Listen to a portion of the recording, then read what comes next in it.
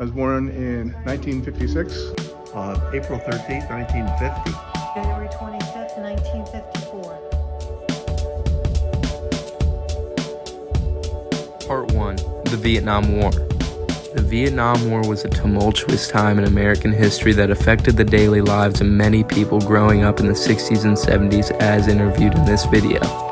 People growing up during this time had to experience the deaths of many of their friends and family, as well as even being drafted themselves. The following are interviews with people who were affected by the Vietnam War, telling their experiences and feelings about the tumultuous time period. What was it like living through the Vietnam War? Very tumultuous times. Many people were against the war, and that caused a lot of the demonstrations that we saw, the sit-ins, etc. And then the ones that were actually in the war would come back and people would shun them. It was awful because they said you shouldn't have been there, even though they were following the law when they were drafted and went to Vietnam. So it was interesting times, but very tumultuous times. Yeah, I went to college, and I think the war was well underway.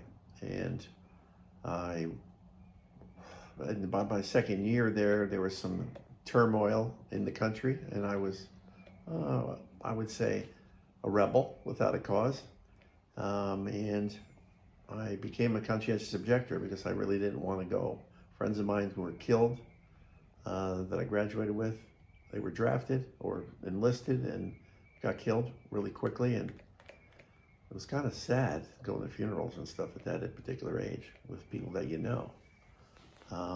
So I objected to the draft, and I was a student, and then I got a conscientious objector, and then the draft board contacted me and said that my number wouldn't come up. They guaranteed that they're only going to get to 100. My number was 128. So I dropped the conscientious objector, and it worked out okay for me because it never really got passed. I actually went to the physical once, and it was very nerve-wracking because, like I said, it was something that I really didn't want to do, but you don't have much choice. The government calls you and they'll throw you in jail, or you got to go to Canada, and I like this country too much to do that. Well, I would have graduated in 1971, so Vietnam was well underway by then. But by that time, in the early 70s, when I was graduating, there was a lot of people that I knew, upperclassmen, that's brothers went and they were killed. And we had a friend that went to Vietnam, was there a lot of years. He actually was a Mennonite from Lancaster County. He was a conscientious objector. And well, his family wanted him to be a conscientious objector, but he went anyway.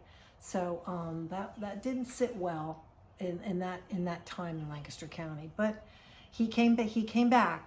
He came back a different person because he had so many war stories. And the sad part about it is that a lot of those people that came back, they didn't even recognize them for fighting. They weren't fighting for our country. They were sent to fight for democracy in another country, in Vietnam. So, thank you. While today we look upon the presidents of the Cold War as simple statistics, key events, and their overall presidency, the presidents of the Cold War were very real to the people interviewed in this video, and they were an aspect in their everyday lives as they experienced them in real time. When President Reagan was elected into office, it was a really bad time, and I think that people didn't appreciate what he did until he was out of office. Let's see. Kennedy in '62 was the missile crisis, and Kennedy got Khrushchev to back down and pull the missiles out of Cuba. And that started the decline of the Soviet Empire, but at the same time, they were racing us in space and doing a whole bunch of things. At that time, all we had was transistor radios, and we're not allowed to bring them to school. But the day that Kennedy was assassinated, somebody brought a transistor radio to school and they took it away, but it was on. And when they took it to the office, they heard the announcement that Kennedy had been assassinated. So we found out before most people because somebody broke the rules and actually brought a transistor radio that day. Very ironic that happened. So, but very sad. People were very sad because he was well-liked president.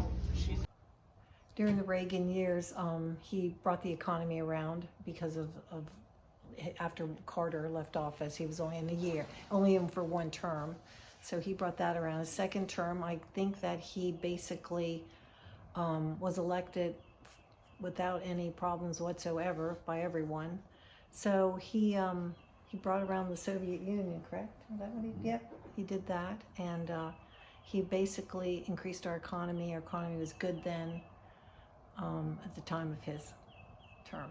Well, as I remember, the Carter administration really didn't do very much, and as a result of that, and because of the economy was affected drastically, Ronald Reagan won election, and I think that they released the hostages right when he got inaugurated. So in January of that year, 1981, I guess, is when they released the hostages, and I think that was a real big thing. The space race was a very important time in America as growing communist fears and tensions gripped the United States. The following interviews include the feelings and opinions on the space race and communist tensions at the time. It was so cool because I remember watching it on a small black and white TV in my grandmother's house when they finally landed, and listening to all the people saying how, yeah, we're going to reach the moon, and we actually did. And then listening to Neil Armstrong saying his famous "one small step for man, one large step for mankind" was great. We were, they sent the Sputnik up, and I think at 59, so that was right before Kennedy came. And well, they had a military buildup, and that's what they were doing. And as time progressed, we had a nuclear race. I mean, basically, they were stockpiling weapons, and we were stockpiling weapons, and nobody else was allowed to have them. And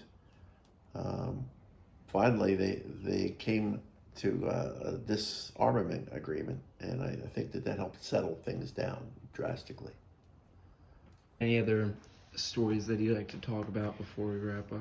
Oh, we have a little funny story. We had a friend of ours that worked for the Guard. He worked in Harrisburg Airport. He fixed airplanes, and they brought President Bush at that time, and he had a friend there that decided that he would walk up to the president even though they were specifically told they may not walk up there. They may not. Well, this guy proceeded to walk up to it, and he was so close. He was already in the crosshairs because they had snipers up on all the buildings at that time. And he was in the crosshairs. They were going to shoot him. I mean, and to think that he would do that is amazing. But so Barry, our friend Barry, always tells that story because it's a story that's still unbelievable to him.